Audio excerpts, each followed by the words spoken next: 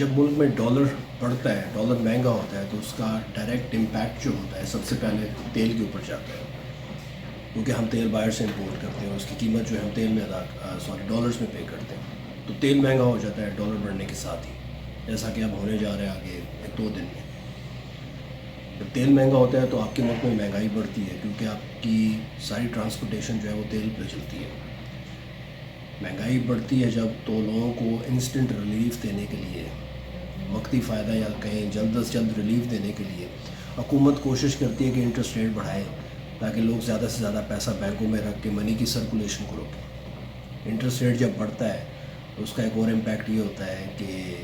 State bank government کے اوپر جو قرضے ہوتے ہیں وہ بڑھ جاتے ہیں، ان کے اوپر قسطیں بڑھ جاتی ہیں، کیونکہ حکومت نے بھی قرض کی ادائیگی کرنی ہوتی ہے قسطوں میں۔ جب یہ قسطیں بڑھ جاتی ہیں تو حکومت کے پاس تو پیسہ نہیں ہوتا، حکومت 2 کام کرتی ہے، مزید قرض لیتی ہے اور ساتھ ہی اسٹیٹ بینک کے ذریعے زیادہ سے زیادہ نوٹ چھاپتی ہے تاکہ قرض واپس کیا جا سکے۔ پاکستان میں اس وقت تقریباً 6 ٹریلین روپے ہونے چاہیے سرکولیشن میں بقول اسٹیٹ بینک کے، لیکن یہ فگر 10 ٹریلین پہ اس وقت۔ جب نوٹ زیادہ چھپتے ہیں تو مہنگائی بڑھتی ہے، کیونکہ جتنا نوٹ مارکیٹ میں آئے گا اتنی مہنگائی بڑھے گی،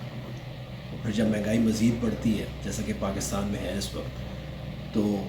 اس مہنگائی کو کنٹرول کرنے کے لیے حکومت شرح سود مزید بڑھا دیتی ہے، اور پھر یہ وشیس سائیکل چلتا رہتا ہے۔ اس وقت سچویشن یہ ہے کہ 1.5 سال میں ہم شرح سود 13 سے تقریباً 23-24% پہ لے آئے ہیں، اور آگے مزید بڑھنے جا رہی ہے اگلے 1-2 دن میں۔ سننے میں آ رہا ہے 3% تک بڑھ جائے گی مزید۔ تو آپ مجھے بتائیں کہ اس ملک میں جہاں آپ 10 لاکھ روپے کے اوپر 23-24 ہزار روپے مہینہ سود لے کے کھا سکتے ہیں، وہاں پہ آپ کاروبار کیوں کریں گے، بزنس کیوں کریں گے، جب سود کھانا اتنا آسان اور سہل ہوگا؟ اس کا جواب ضرور دیجیے گا اور سوچیے گا۔ Thank you.